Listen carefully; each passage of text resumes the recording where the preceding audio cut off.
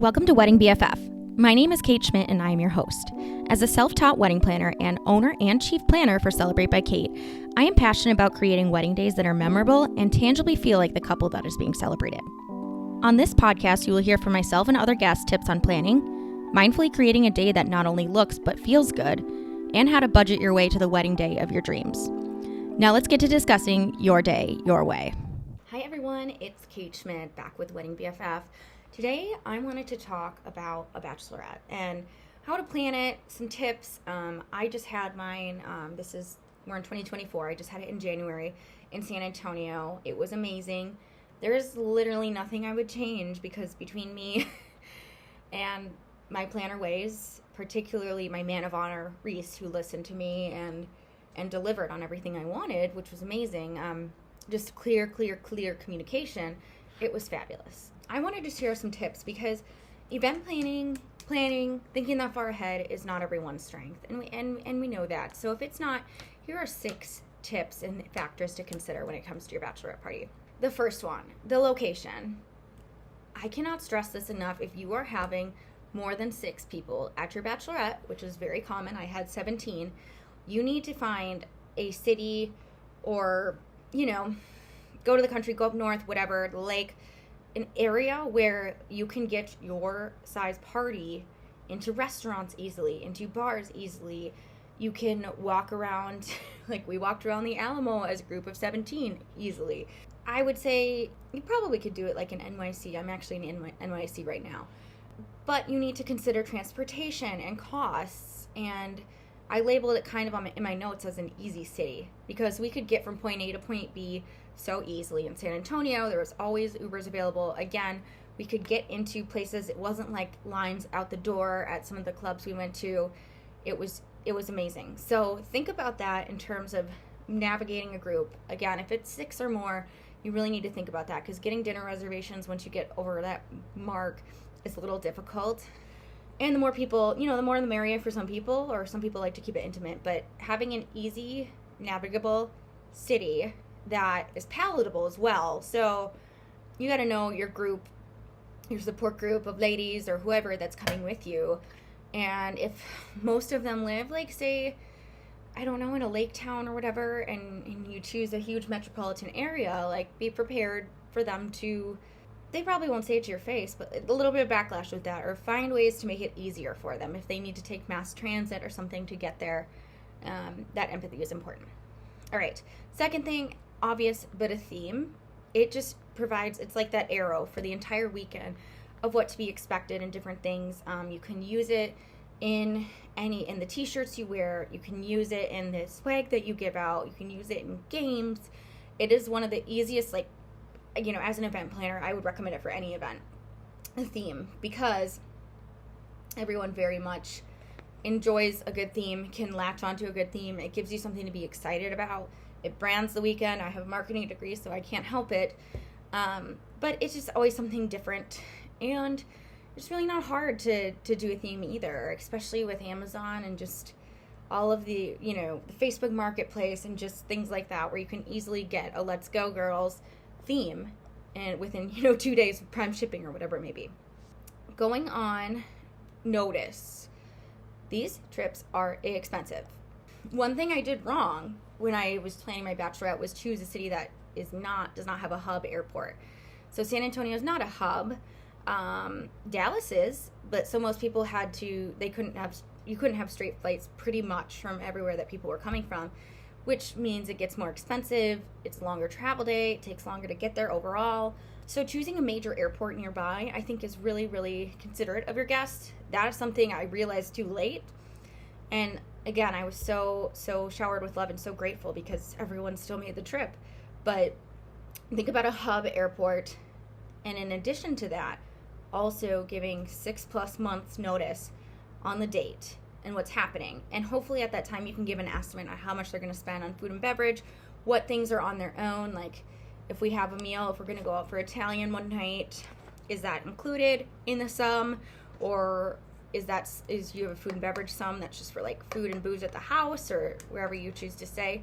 Helping people prepare financially, especially your bridal party, is really important because they are investing a ton into your wedding day already. So It's important so we can earmark and, just like any budgeting, be able to put a little bit away each time, like each paycheck, so that they can pay for the trip. Along those lines of the logistics, and that is the idea of an Airbnb. We all know Airbnbs. We all love Airbnbs. It is hands down the most affordable way to do a bachelorette party. So, hotel rooms, wherever you're at, like at least $150, $200, $300 a night. When we did ours, we ended up getting a mansion because we had so many people, and everyone paid, I think, $50 a night, which, you can't get at a hotel. One thing to consider, don't make your guests sleep on an air mattress, okay?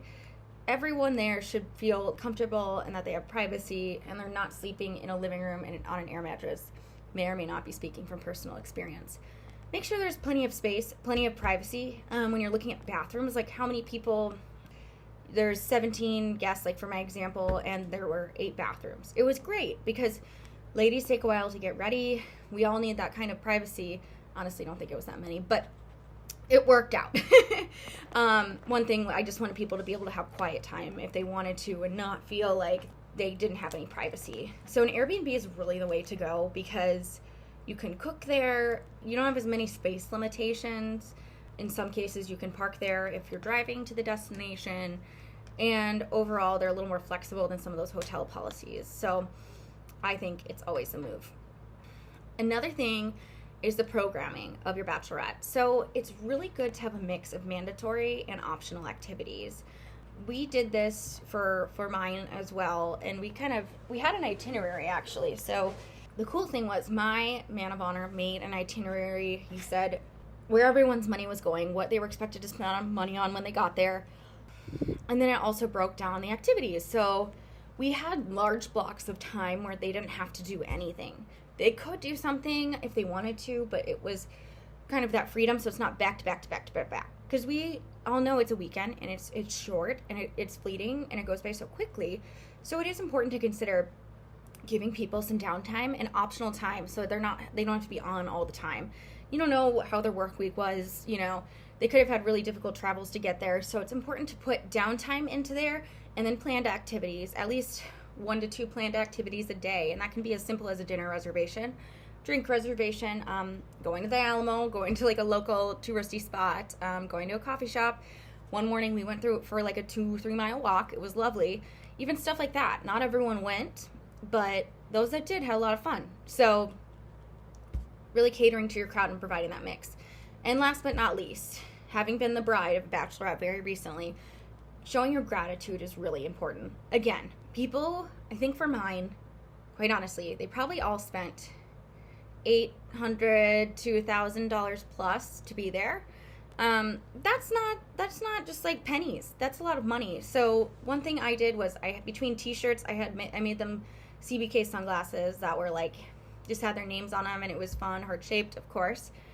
I also gave them a note. So it seems simple, but it kind of goes a long way. So I wrote 16 different notes and just really thanked them for being there. Brought up different things from our respective friendships, and it was lovely. So it wasn't like I gave out a ton of stuff, but they have some things to remember the weekend by. I know wine tumblers are really popular for this, but like how many more of those do we really need? If you've been to 1 or 2 bachelorettes, you don't need any more. So I chose not to go that route. A lot of people do, or get cute water bottles or whatever, to each their own, but the swag shows how much you appreciate them. I chose to pay for the swag myself. I think sometimes that is like located in the party fund. I'm not 100% sure, but for mine, it was really important to me how the shirts looked. I had a local contact do them, and it was my gift to everyone. So my bridesmaids got them when they became bridesmaids. They also got custom martini glasses for them. Everyone else then had their sunglasses and just their notes, and it creates, that camaraderie and sense of belonging within the group, which is fun, and showing that gratitude. And last, on the other side of that is people that can't come to your bachelorette party, having some empathy related to that, understanding.